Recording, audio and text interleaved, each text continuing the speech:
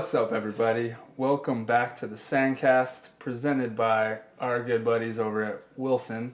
Thank you for providing our volleyballs. And also volleyballmag.com, where we get all our volleyball news. Today, we got a special guest, a coach, ex-indoor player, ex-indoor Olympian, gold medalist, good old Rich Lamborn. Rich, welcome. I'm not sure I appreciate you throwing old in there, but Ooh, it's accurate, so I can't fault you too much. Nice to be here, guys. Thanks. Older. You look good, though. You look young. Thank you. And we missed former pro beach player too. You did play 2 AVPs, as I saw on your BBB with 2 matches. with 2 Bronstein. matches. Oh, my bad. I played 2 matches in 1 AVP and lost both. 0-2 is my official AVP record. I was cracking up when Yeah. I saw that you played with John Bronstein. Yeah. I freaking love Bronny. He was one of the first guys I met when I moved here. Yeah, he's awesome. He's great. awesome. He used to be, at the time, he was the top CBVA guy, like the top AAA guy Yeah. in California. Yeah, he was a great player.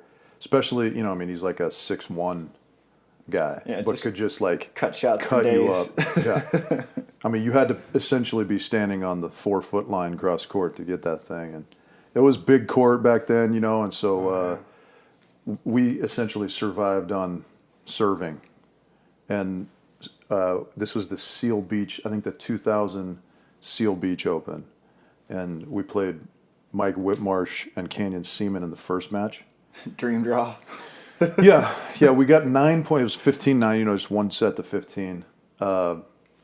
And it's debatable how much effort they had to lay out to, give up 9 points to us. That was like a moral victory Yeah. from our side. And then we played Matt Unger and Matt Lyles. I don't know if you know either of them. Matt Lyles was a national champion at Long Beach State and one of the best serve-receive guys probably ever. If he'd grown up in the libero era, he would have been an amazing libero. And then Matt Unger was a setter at Northridge. I've heard that name. Yeah, you know the name. He and his brother both played. He was part of the 1993 Northridge team that was in the finals against UCLA, and he played in front of Geeter.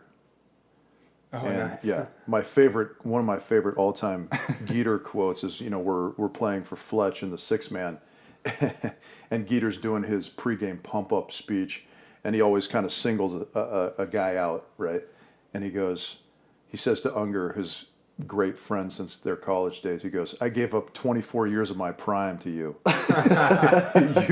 you owe me this match," right? It was fantastic, yeah. So we lost to those guys in, I don't know what conditions that were probably similar to today, real windy, and it was like 5-0, 5-5, 10-5, 10-10, 15-10. Yeah, and we got the wrong side of that, so we lost 15-10, and that concludes my AVP career. Thank you guys. That's a career. I would love to see you and Geeter on the mic together. The sarcasm would be flowing. It would be. We actually had the chance briefly in Huntington, in the AVP/FIVB Huntington This event past year? last year. I got to do a match or two with Stoklos, which is always fun, Yeah. and then I got to do, I think, just one match with Geeter. Unfortunately, it was the match that Jake and Taylor lost to John Mayer and Trevor. Right. Yeah. So, yeah, our success rate as far as my team goes with Geeter and myself on the mic is not good, and we might want to avoid that. But it was certainly fun. Anytime you can just be around that guy, in my opinion, Yeah. it's awesome. And certainly learning anything that he's got to teach you microphone-wise is... Yeah. I feel like I got to do a crab-on-crab match in the Manhattan Open, 2 years ago or something with Geeter.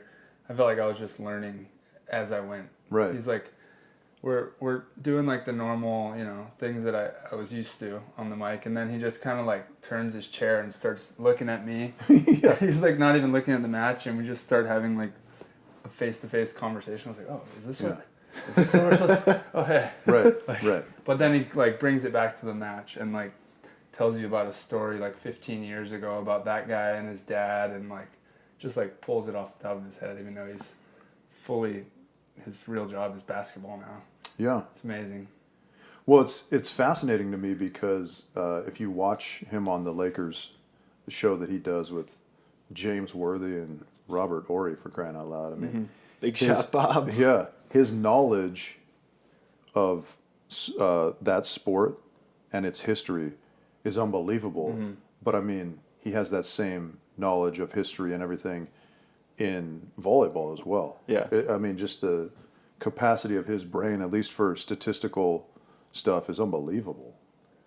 I can't remember what I did yesterday. Yeah, This guy exactly. remembers like individual people's statistics Yeah. from years and years ago. Especially the players that were like on tour. I think, yeah, so Jake was playing in that match, and he's like, obviously he knows everyone's like birthday and like middle name and their mom's name. And Yeah. funny story about his brother and like all this crazy stuff. I'm like, you haven't even been the announcer on tour for a decade, Right. and you're still busting out all this. Yeah. You're just putting us all to shame right now. It's just in the vault. Yeah. Yeah. Well, it's funny you bring up Jake because a while back Jake posted some video of himself in high school, I think back in Utah Oh, playing so summer. great. yeah. Oh, you remember that Oh, video? yeah. And he blocks someone and he looks so goofy with He's the got the long mop hair and yeah. And Geeter saw that and referred to it as a Muskegon tree stuffing, which was like some reference to something Jake had done at the Muskegon tournament, AVP tournament, years and years and years later. But just, that's what it conjured up in his mind, It's really quite unbelievable. I loved his intros because he would tell you about you, Right, yeah. right? Yeah. And so like people are like, wow, this guy sounds. Oh wait, that's me. And then just be all jazzed up and amazing. run out, and then do it to the next guy. Like Yeah. he had a way of pumping all four guys up Right. without playing favorites, which is Right. pretty hard to do, right? Yeah, that was really cool. Yeah. Well, while on the topic sort of Jake, you're working with a very different type of Jake Gibb now, not the mop top high school kind of Bambi leg kid. So how are things going in the 2019 season so far? I'm sure that did Fort Lauderdale kind of shake up the training schedule a little bit? Yes, it did, but I would argue that it shook it up in a positive way for us because both of my guys were out of town for almost the entirety of December. Jake went down to New Zealand with his family, where Jason Lockhead got married down there. So they did that and then kind of stayed and went to Australia and, did some sightseeing for a couple weeks. And then T-Crabs was in the island. I don't know that that's really like taking time off because I know you guys play. Well, he plays everywhere Yeah. he goes. He plays everywhere he goes, yeah. 2-man, 1-man, 5-man. There's no getting away from it because Chris Crab's out on the courts Right. every day, right? Like, Yeah, exactly. So family time is volleyball time. Yeah. Right, totally. But so that was going to mean that January was kind of like a cram session for us leading into Fort Lauderdale. Fortunately, we don't have to do that. I mean, it's a disappointment for sure that tournament is not happening, especially being a 5-star. Right. But we have like some physical issues that we would like longer periods of time to help recover, so forth. So it ended up being a good thing for us because now we don't have anything till mid-March. Right. So is Doha first one on the calendar? I think so. We're debating Sydney, depending on whether it maintains its star rating or not. I mean, Yeah. it keeps sliding down the scale, unfortunately. Yeah. It's good to get competitive reps in if you can, and if it sort of makes sense from a travel standpoint. It's strange. I don't know if you guys are experiencing this with trying to put together your schedule or not.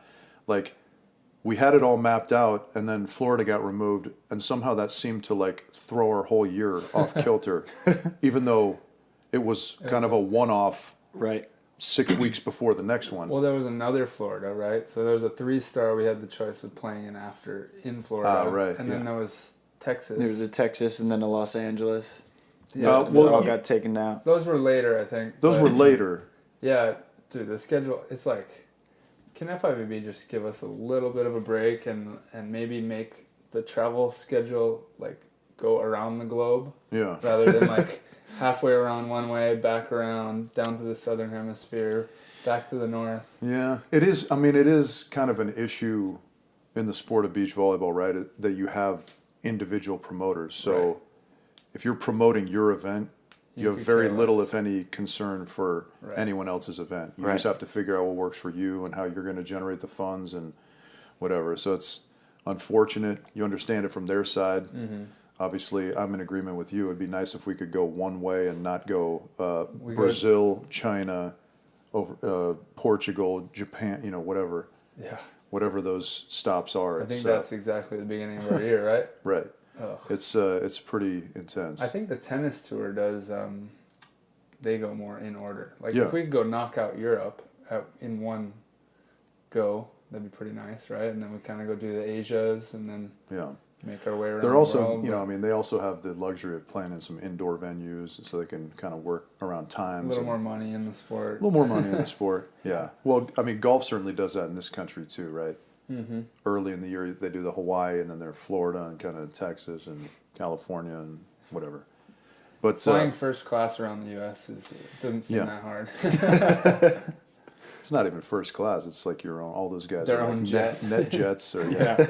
Spirit Airlines, It's like, baby. oh, we're here? Damn it. It's just getting comfy. So this is what, your second year, kind of being full time coach? No. Or is this No, I've been doing it more? for several years now. I started in 2014. Okay. I was just done with the indoor team, and it worked out that Tyler was working with Jake and Casey and, excuse me, Emily Day and Summer Ross at the time.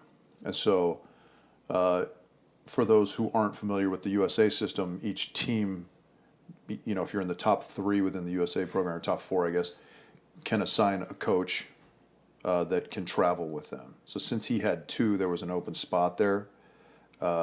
Where he was signed up with them and making the coaching stipend or whatever, but it was an opportunity for me to work with him and work with those teams and still travel with them Okay. as well. So I kind of got my feet wet that way. Worked with Emily and Jen Kessie the following year, Theo and Casey after that, and and then now Jake and Okay. Taylor. So have you kind of settled in? Because I know a lot of times when athletes take on coaching roles, and you were like a phenomenal athlete for a long time, what was the adjustment like going from playing to getting into that coaching role? Because we've talked to Jose about it a little bit, and he said that you really have to like kill the player in you to become the coach. Like, did that take a while to phase in and out? Yeah, I mean, he would have maybe certainly a different and probably a better perspective on that, simply because he's one of the all-time greatest in this particular sport. So I played indoor volleyball exclusively, so I don't have like anything in me that thinks I'm a better player on any level than anyone I'm working with on the beach. You know, like I played enough. I got my AAA a couple times and had a storied AVP career, as we've discussed. But there's not like, for Jose, that absolutely has to be a difficult thing to go like, I was out here beating up fools like this who are now getting, whatever finish. Right. Like that's tough to deal with. To give you a little bit of frame of reference from my perspective on that, one of the most beneficial conversations I ever had with the coach was Hugh McCutcheon, who was our coach in 2008 when we won the gold medal. He told me that I needed to get rid of any existence of this outside hitter that existed in my head if I wanted to be as good of a libero as I could be. Because in college, I went to BYU. I played outside hitter because libero wasn't even a thing, fortunately, so I got to play in the front row. But then, fortunately it did exist because I wasn't good enough at that position to play the international level, for the national team anyways, right? But I'd go play in these places overseas, Belgium and Austria and wherever, and play with these guys who were outside hitters, and I'm like, dude, for sure, I'm better than this guy. And by nature of the position, they're probably making more money than I am. Right. And so that was really that was difficult for me mentally. Right.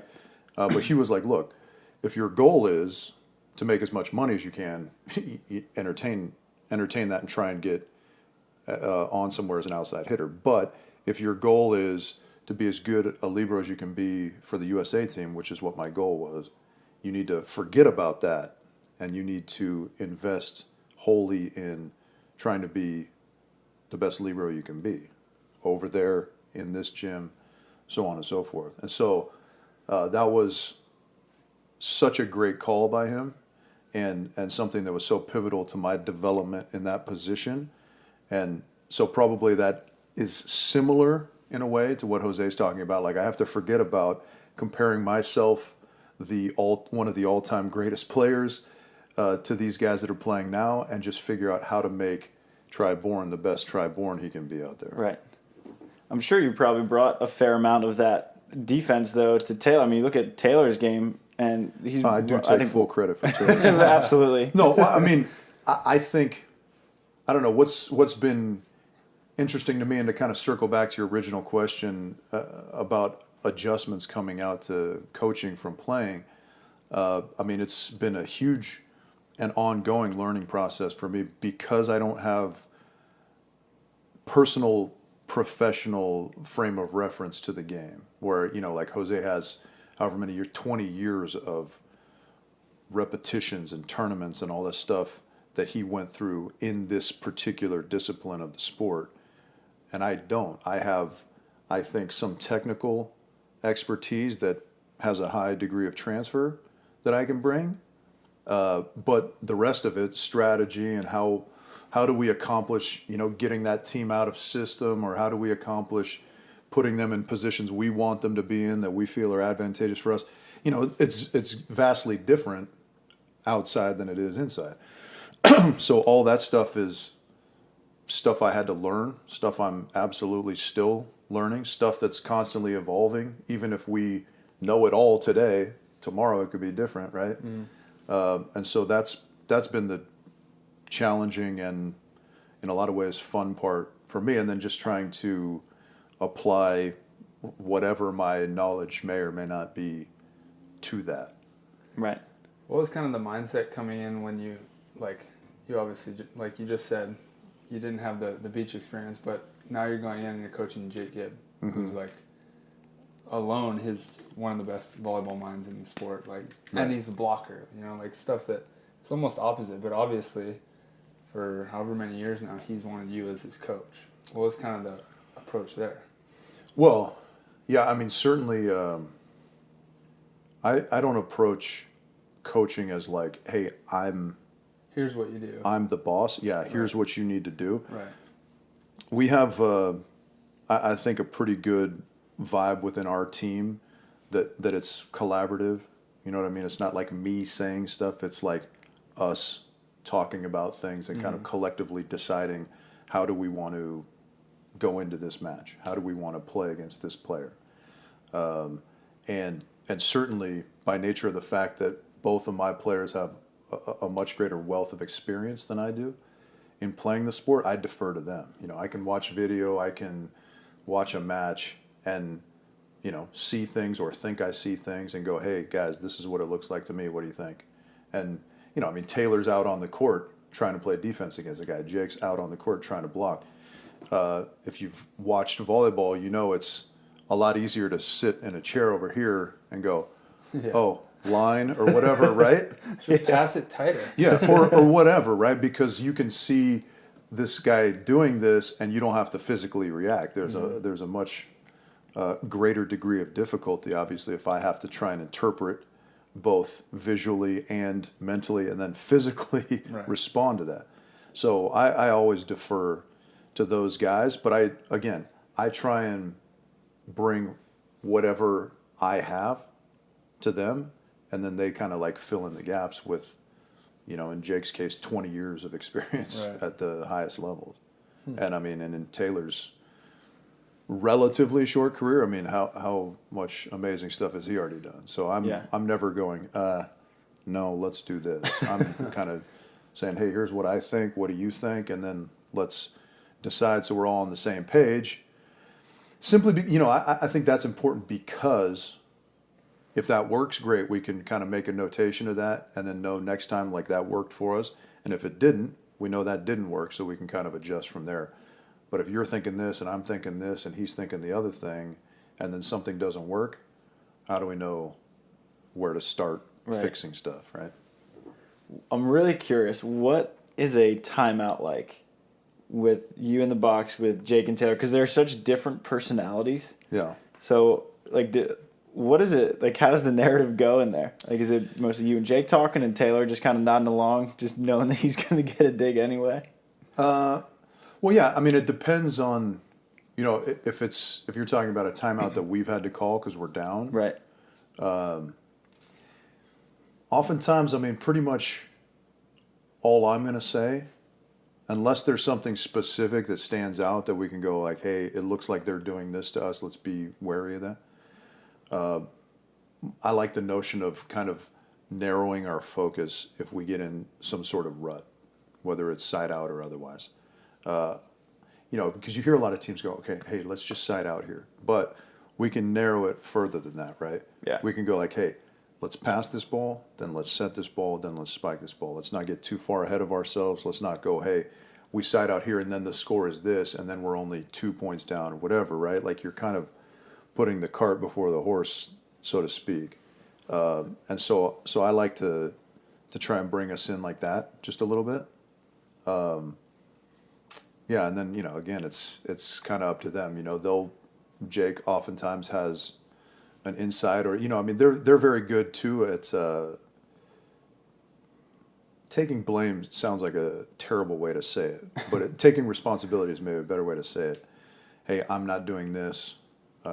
I'll be better going out of this timeout with this or whatever it is. Yeah. And so again, it's a little bit collaborative. I'll just try and get us to think about narrowing our focus. Usually each guy has something that they're going to pick up or they claim they're going to pick up. Right. And then we go and try and do it. Yeah. I feel like over accountability is a good problem to have on a team. Yeah.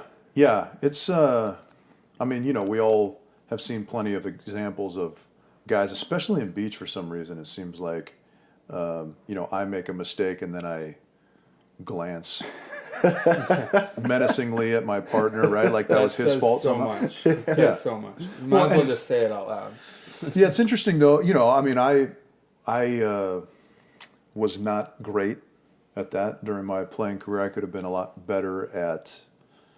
I think I was a good team guy, and that I wasn't like selfishly motivated. Like, oh, I need all the adulation and all that stuff. But I could have been better at kind of not burying a guy, like realizing that if I bury you as my partner, that's actually hurting me. Right. Right. So it's very, like, I feel like I'm being self-serving in a way, like everyone sees that wasn't my fault, but I'm really hurting myself ultimately by dragging my team down. Yeah. And so I'm very fortunate to work with guys who don't do that on any level, like quite the opposite, almost, right? Like if Taylor hits a ball out, Jake's quick to go, that's a bad set, and vice versa, right? Yeah. And so that's unfortunately probably unique in today's day and age. Yeah. Certainly on the men's side, I think women don't quite do that as much, but we know plenty of examples on the guys' side of partner barriers. Definitely. Yeah. Partner barriers. Yeah, there's. I have to agree with that. I mean, it's just like the smallest things that you can see. I mean, internationally, probably the worst teams I've seen. Some of these, there's like teams that would fully just fall apart and quit in the middle of matches, and it's mostly just because of those small, subtle things. Like, set a guy hits in the net and he kind of drops his shoulders and turns the other way. Right. Stuff like that, and then the partner looks at him like, gives him a little something, and now the whole crowd and the opponents and everybody's kind of just watching their little drama unfold, and all they did was kind of like give little subtle body language things, and the whole match falls apart. Well, yeah, and as a competitor, when you see that across the net from you, you start licking your chops a little bit, right? And it can be part of your scouting report. Let's see if we can get these guys chirping at each other. The teams that are kind of susceptible to that type of behavior. Yeah. And so, yeah, I mean, it's nice to not have to deal with that too much. Yeah. Do you ever get the itch to play anymore, or is that kind of? No, again, that's like I was saying in regards to Jose. Like, never at any point in my life have I been at the level of Tri or anybody that's out on the world tour. So it's not Right. like I'm going like, dang, I want to get out That there. should be me out there. Yeah. Tyler, for example, Tyler Hildebrand was a lot better beach player than I was and has a lot better AVP record than I do. And so I think he deals with that sometimes. Yeah. Especially he was kind of the direct opposite of me in the sense that his career was cut short due to some physical issues. And I was very fortunate to have very few, if any, throughout my career. So I was extremely lucky. on that Libero front. probably helped you a bit there as well. It I would did. think. Even in college, like when I was swinging at balls and, I don't know if you can call it jumping. I was sort of leaving the floor temporarily. You probably had 40 pounds less back then. yeah. I was like stoked to be around 200 in college. Yeah, so I don't really get that. It's just because I don't on any level think that I would be competitive with like what I'm seeing on the court. You know what Yeah. I mean? I can That's it. see that inner fire burning in Tyler a bit. Yeah. But he does a really good job of bringing it together and all right, I'm here to help. I'm here to coach and be as good as I can be as a coach. Yeah. But you can see it under there Yeah. wanting to come out for sure. It comes out too in just kind of like his celebrations, when his people do well, right? You can feel that little bit of living vicariously Right. vibe. Yeah. Yeah. And speaking of Tyler, you actually help coach the national team as well, which Right. it's nice for me because I get to steal a little bit of knowledge when I come to the national team practices from you, who's probably my biggest opponent. Right. My Yeah. biggest opponent's coach. What's kind of the mindset there for you, helping all the teams, helping Hildebrand with what he's trying to do, which we can also talk about. Yeah. Well, I mean, it's interesting. I'll answer that, and then I'm curious as to what your take is All right. as a player because,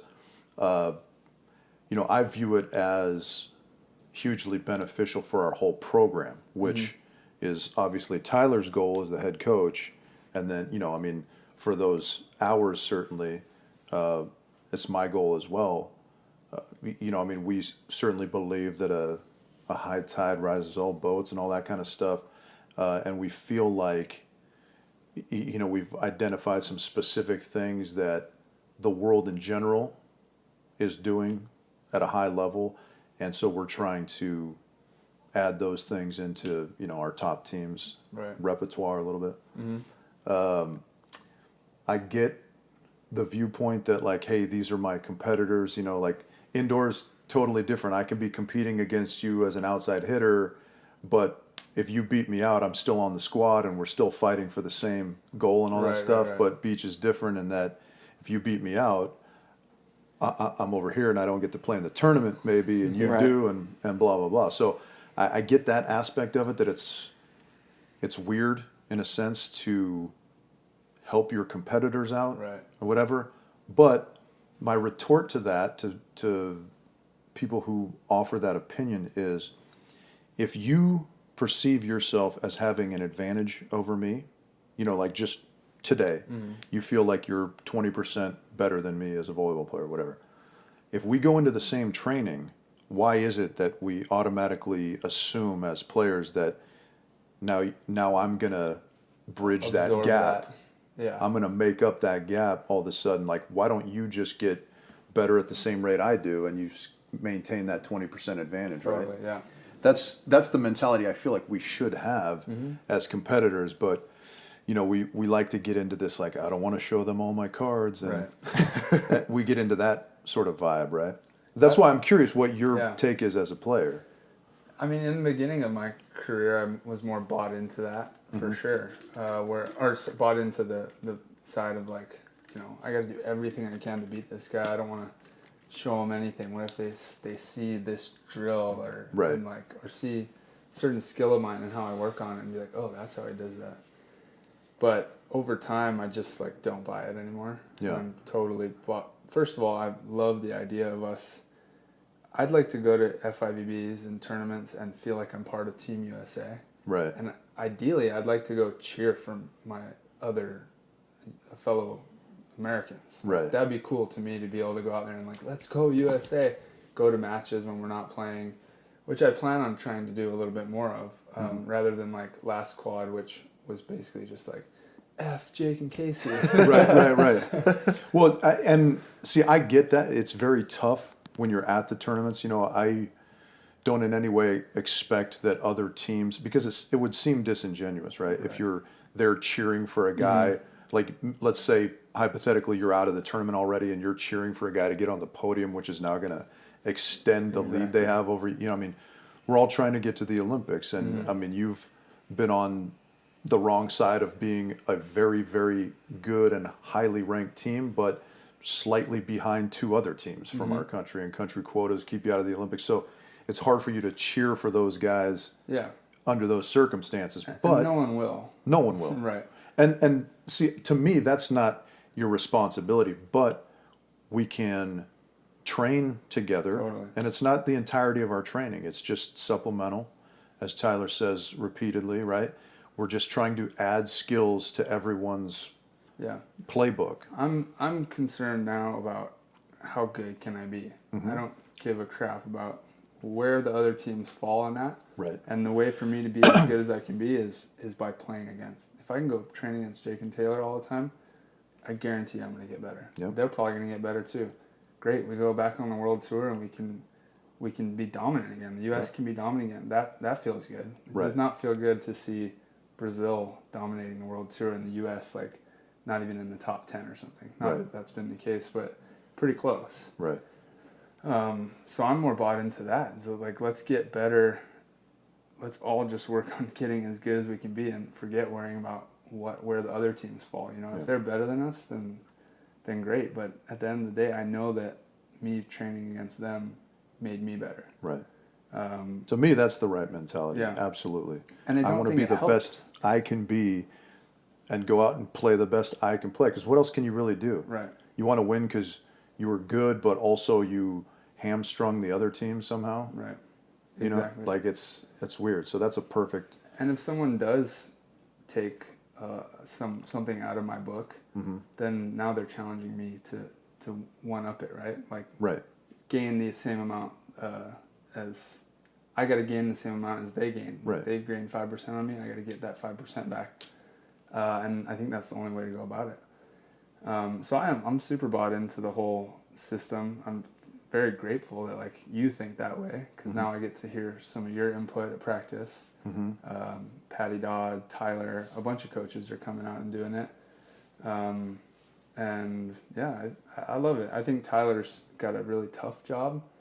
I don't even know if he can define what it is yet. Like he's been having to like make it up, it seems like. Right. Because when he first came in, it's like, what? You want? Well, I think they finally named him the head coach, because it was like coaching director or something. Yeah. But now it's the head coach, which is a little bit more official. I like that. It allows, it's more proper, I think. It allows him, I think, some ability within the USA Volleyball organization to request some things. If you just have this abstract title, it's hard to request funding for this. But if you're the head coach, you can say like, look, John Spara or Karchi gets this as the head coach for his team and his team. So I would like this for my team. If you're like the director of whatever, they can go like, what the hell does that mean? And why do we need to pay for it? Right.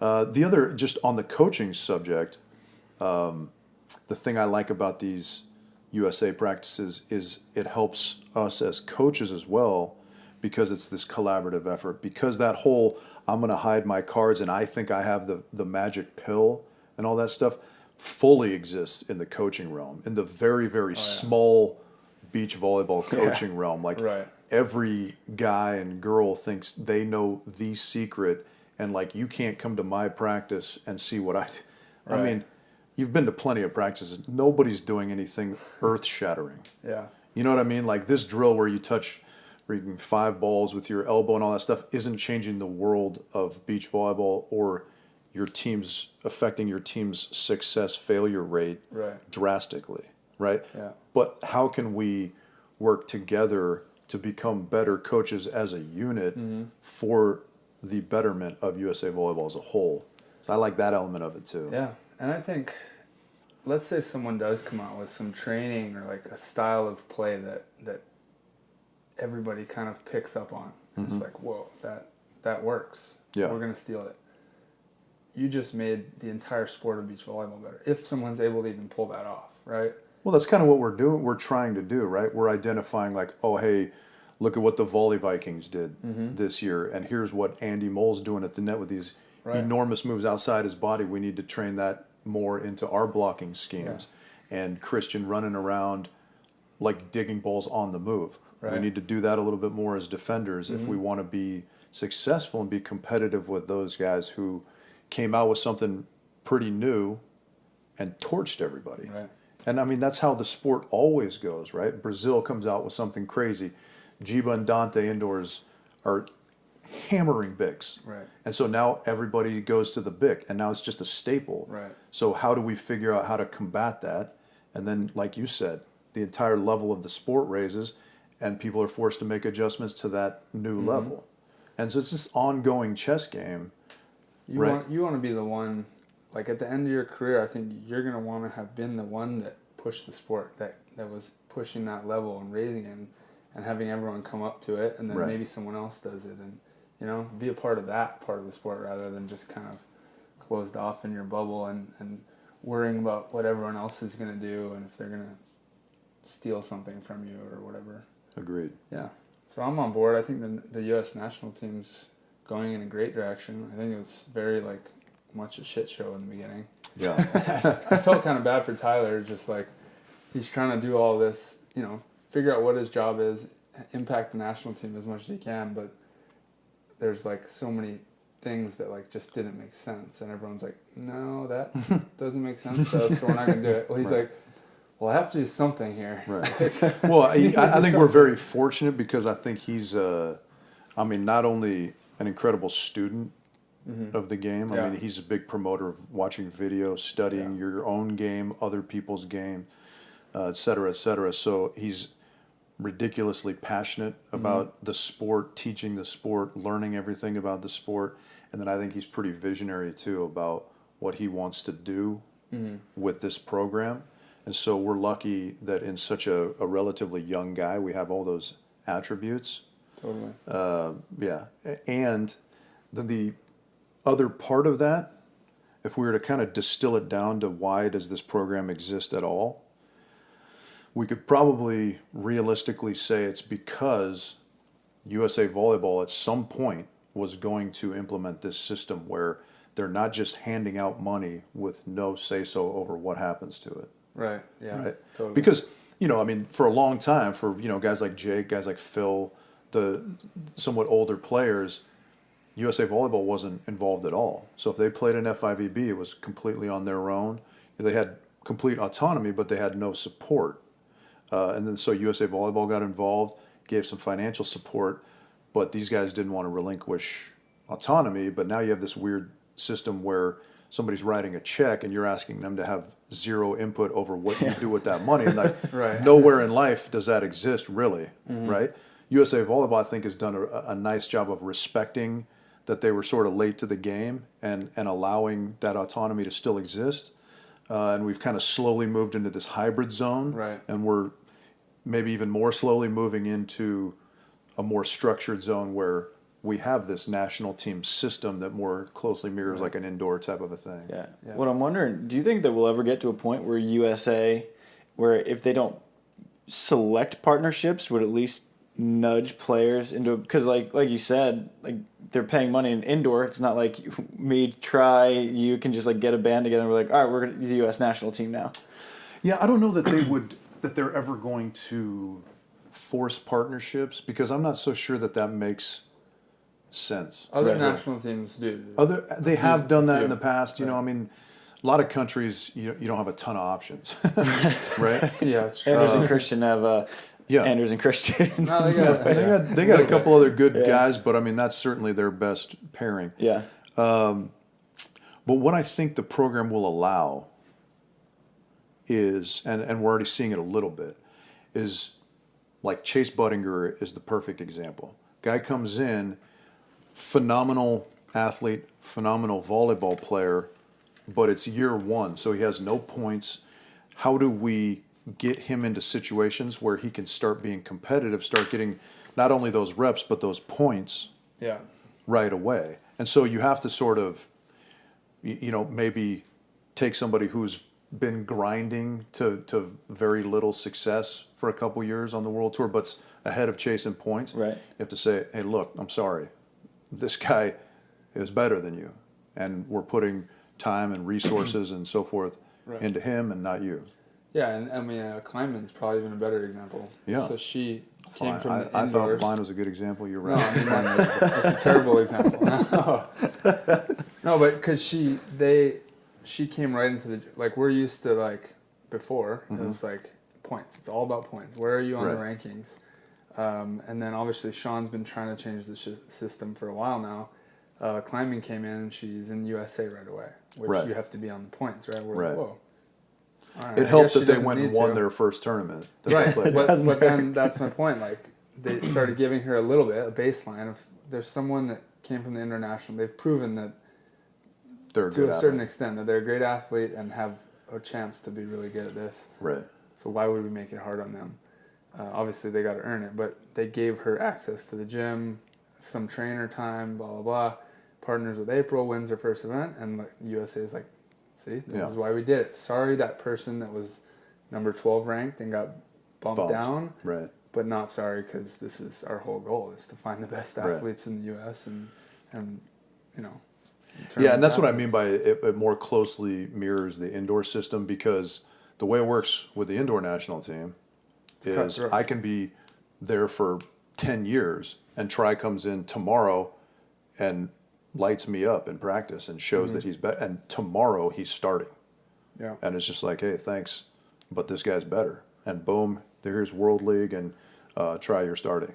You know what I mean? But like, because we can't exactly do that, because, like, we can't just throw you right into the Stad 5-star Right. event, because of points and stuff. But we can say, hey, we're gonna send you, we're gonna pay for your trainer and give you gym time and all these other resources, and we're gonna send you to these tournaments so that we can accumulate some points for you, so you can get into those maybe a little more quickly than you would have been able to otherwise. Yeah, that makes sense. Yeah, and I mean, the rub is, for every Alex and every Chase, there's somebody who seems like maybe they're gonna be on that path and ends up not being Right. on that path, and Totally. so they have to figure out what the appropriate amount of leeway to give those people is, Yeah. the appropriate amount of like learning curve that you are trying to be patient through. Yeah, 'cause right now, most recently, we're Carly Wopat is Yeah. now in the system and getting coaching and training, and Yeah. she is really new to the beach. I think she's only played in 3 events, so they're kind of taking a shot on her that we were just kind of talking about with Kleiman, because Carly was on the U.S. national team. So it's cool to see that they are taking shots on people, and it's worked out so far on the people that they've picked. Like, Yeah, she gives new meaning to the term flexing on people on the court. Right? She's unreal. She was in USA practice today. She's partnered with Brittany this year, right? Hochevar. And yeah, I mean, you see the rawness of just being out in the sand, especially on a windy day like it was today. But Yeah. I mean, she's also thumping balls and affecting balls at the net. I mean, and it's not like these great athletes walk out there and look like fools. Right. You know what I mean? You see the potential there, and some of the beach type touch plays, they're going to come with Right. some time and some experience.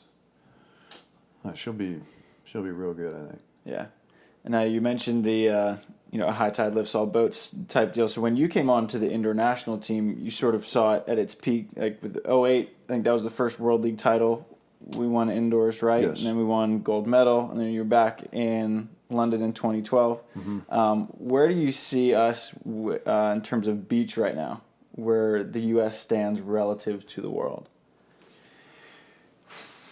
I mean, that's tough to say because we have some great teams. Is our program top to bottom as stacked as Brazil, for example? No, but I mean, nobody is, right?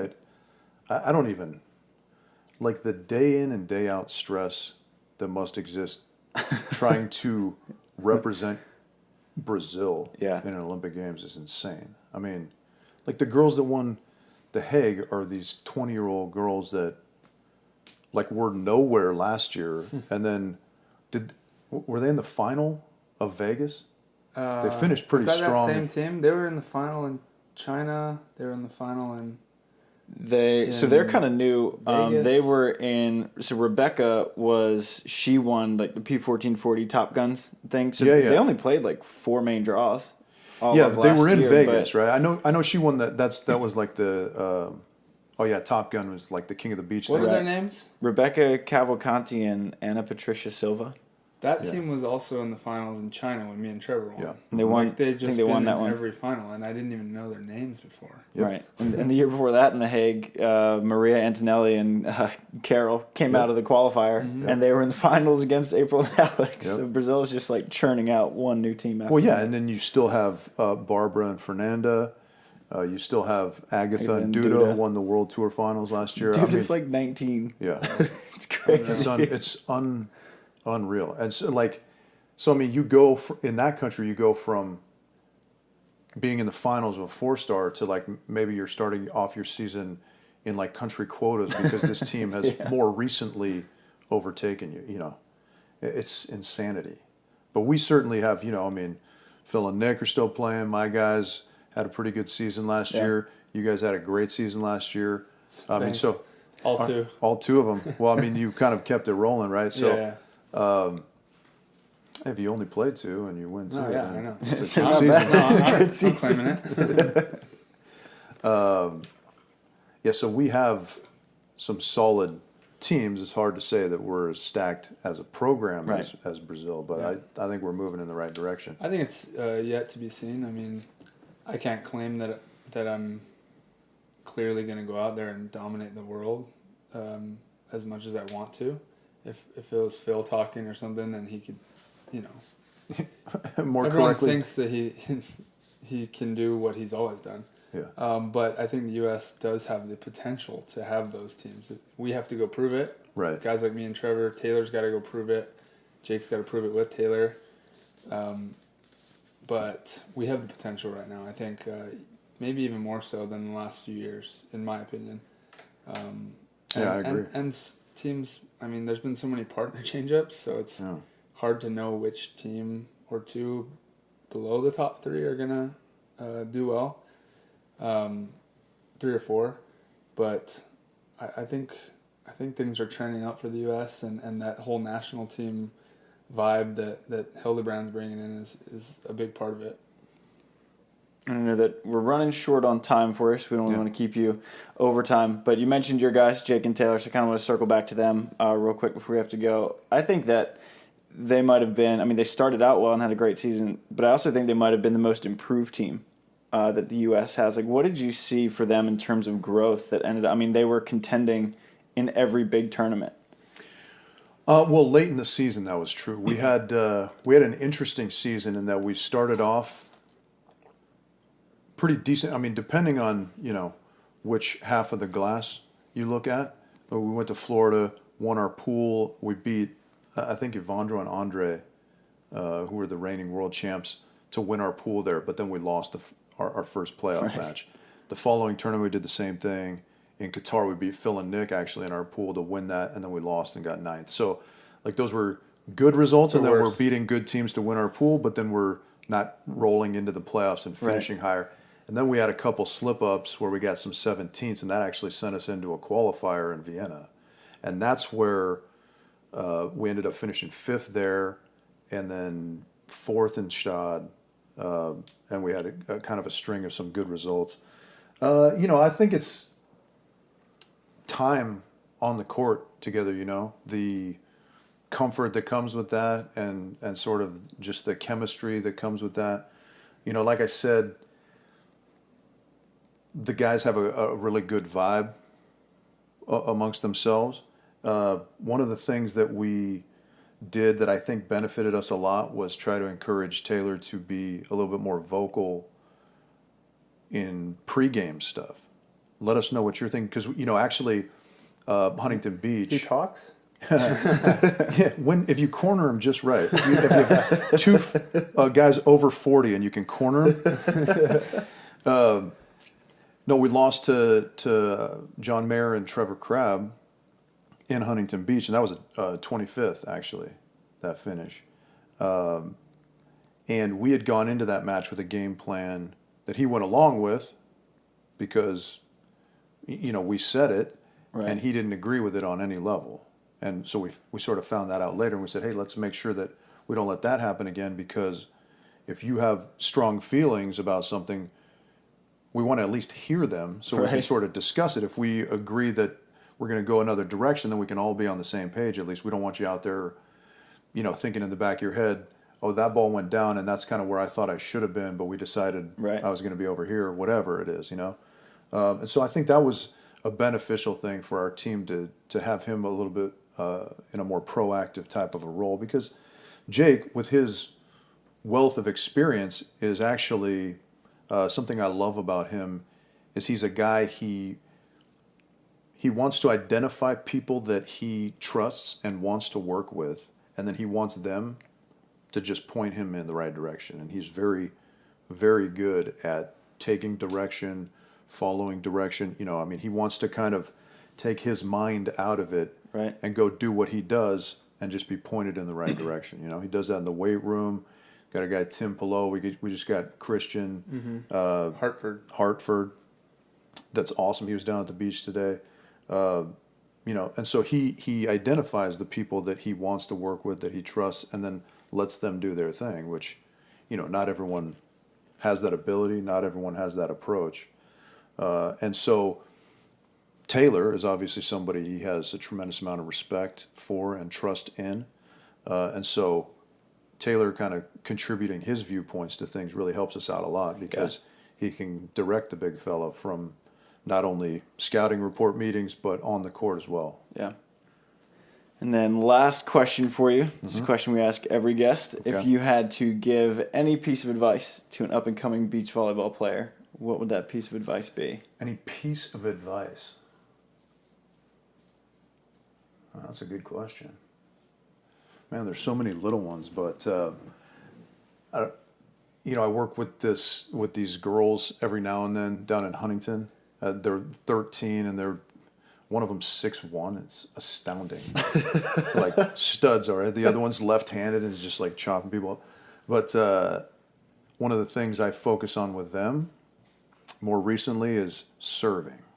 All right, because we hear these kind of cliches all the time, coaching cliches like, hey, be comfortable being uncomfortable and can control what you can control and all that stuff. Like, those things are cliche, but they're also very true, right? Right. As far as the control what you can control thing, I think oftentimes, and I'll kind of circle back to what I was saying with my guys about narrowing your focus. Yeah. We don't have as much attention to detail as I think we're capable of having. So as it pertains to serving, am I going back there and just trying to make it? Or am I going in with a plan? I want to serve, try short to his sideline because that's going to get me, X result. And I try and do that, because especially serving is the only thing I get to control, Right. like start to finish. And so the way I explain it to, I don't know, even little kids all the way up to my guys, is things are going to typically snowball one way or the other. If I do something good, it tends to snowball in my favor. If I don't pay attention and I don't pass this free ball well or whatever, it unfortunately snowballs the wrong way Right. for me, right? And obviously I want that to snowball in my direction. So control what you can control, and attention to detail are huge, huge things. All right. Well, I know you got to run, so appreciate you coming on, hanging out with us. Good luck to you and Jake, Jake and Taylor this season, and hopefully we'll have you on again. Yeah, man. I would love it. Sweet. Thanks for having me, guys. All right. Thanks, sir. Shoots. Shoots. Shoots. Riach. I'm gonna add the A.